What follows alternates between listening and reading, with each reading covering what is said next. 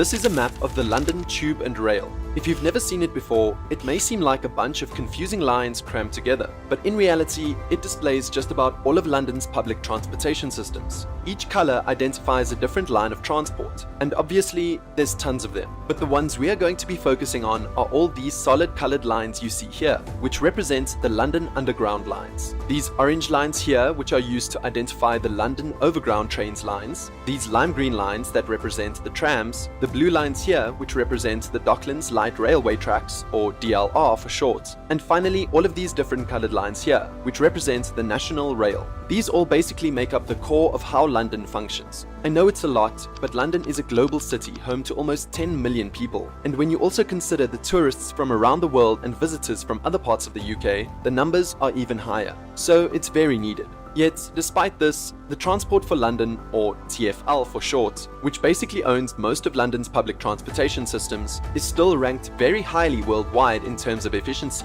But to understand how they all work in unison, I think the easiest way is by splitting everything up a bit, between the north and south of the River Thames. The reason for this is because both sides were not created equally, which we'll get into in a bit. North of the Thames is heavily serviced by the London Underground, also famously known as the Tube. First opened in 1863, the London Underground was the world's first underground transportation system and serves as a shining beacon to London's envious and ambitious infrastructure design. The Underground is a rapid transit system serving 5 million people every single day, making it one of the world's busiest metro systems. It splits into 11 different lines, serving primarily the Greater London area with some parts of Buckinghamshire, Essex, and Hertfordshire as well. For the most part, the Tube is extremely efficient and quick as well. Take for example the Victoria Line. Even during peak periods, the train runs every 100 seconds. That's basically another train lined up before you've even left the platform. All these lines feed into 272 different stations throughout London. And surprisingly, the longest distance between two stations is just 6.3 kilometers. That is between Chalfont and Latimer and Chesham on the Metropolitan line.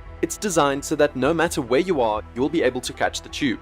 I mean, that's the whole point of public transportation, right? Overall, the entire Tube network spans 250 miles, making it the 7th largest metro system in the world. But obviously, that's not enough for London, and that's where the many options come in. Just like there's the London Underground, there's also the London Overground, a suburban rail network that provides routes that are more of a ring around central London rather than through it, bypassing the craziness of the core. It's the perfect complement to the Underground, and has the next largest annual ridership with 189 million people annually, with 113 stations on 9 different lines. The Docklands Light Railway serves as yet another option for transport, mostly north of the River Thames as well. It's a somewhat niche system, serving primarily East London and more specifically the Docklands area, but there's still more than 100 million people that ride on this automated light rail system annually, and that's because it provides a direct connection between London's two major financial districts, Canary Wharf and the City of London. This makes it the busiest light rail system in the entire UK. Now, before I get into London's public transportation that's south of the River Thames, I actually want to talk about buses, because, well, they are used heavily on both sides of the river and are actually the most used mode of transportation overall in London.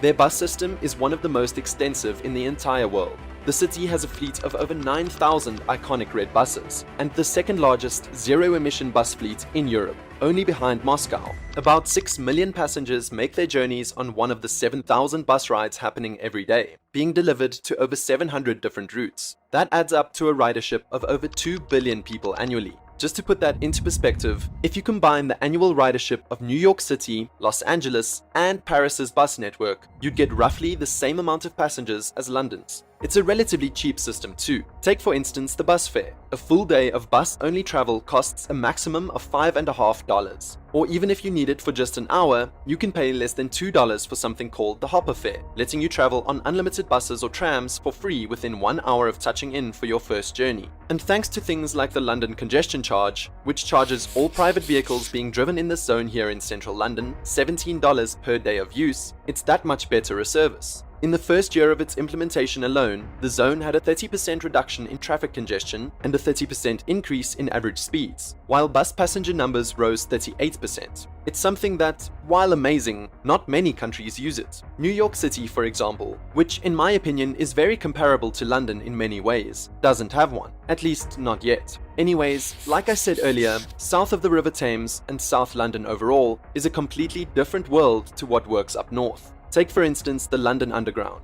I mean, yeah, it technically does go south of the Thames with lines like the Victoria and Jubilee, but it barely has a presence there. Of the 272 stations connected to the Underground, only 31 of them are in South London. This is the case for most transportation systems up north. They just don't have a real presence in this area. But of course, there's reasons for that. The first being geology. North of the River Thames has perfect soil for tunneling, whereas the south of it had waterlogged clay, which made it not very coherent and way more difficult to tunnel through. Then there's the matter of South London being less populated, and therefore cheaper to build through above ground. Look at this map of London from 1794. You'll see the city grew mostly north and west of the Thames. So the tube was built where most people were and where it was needed most. That's where the most opportunity was, after all. Besides, by the time the London Underground began being built, the South already had an extensive suburban rail system after being carved up by many private railway companies. So it wasn't needed as much as well. As a result, millions of Londoners living south of the Thames rely on suburban rails much more than anything else. And that's where the National Rail comes in.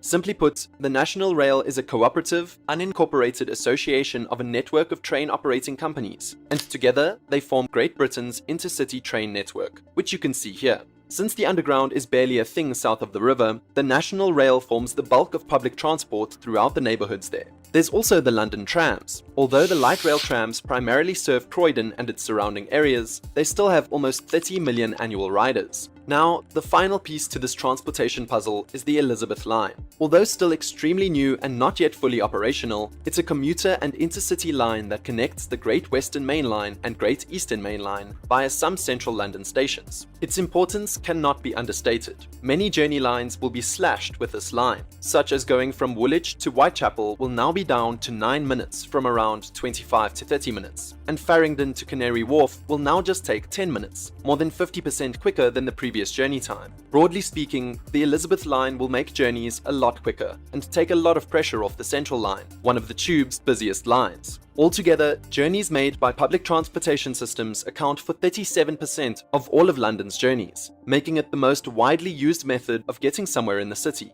It's also important to realize that all of these transportation systems which I've talked about are all connected. The TfL is responsible for the tube, overground, DLR, buses, and trams, just to name a few. Or in image form, these routes are what TfL controls. Because of this, they all complement each other insanely well. Like, for example, the tube and DLR have a number of interchanges between their systems, and together they make up 40% of the journeys between inner and outer London. Everything is also integrated via TfL's Oyster card, a credit card-sized electronic ticket which offers almost unlimited use on almost all of London's public transportation systems for a relatively cheap price, depending on the times you use it. Although this form of payment has slowly been declining due to the rise of contactless credit cards, it's still used over 12 million times each year. Now, as great as London's public transportation is, it's not your only option. And no, I'm not talking about private cars, which is, to be fair, another option, but rather walking. Walking makes up 24% of all London journeys, and it's actually an amazing city for this. London is ranked the 5th most walkable city in the world, and I believe it's due to London being one of the oldest major cities in the world, so of course it wasn't made for cars. What I mean is, contrary to the title of this video, London wasn't really designed. I mean, it was, kinda, and especially after World War II due to the Germans bombing the city, but London really just grew naturally over almost 2,000 years. So, all in all, London is an easy city for getting around. And while there can be problems with delays or TfL's lack of funding, which to be honest would take a whole nother video to explain, it's done amazing with what it's got. Thank you for watching.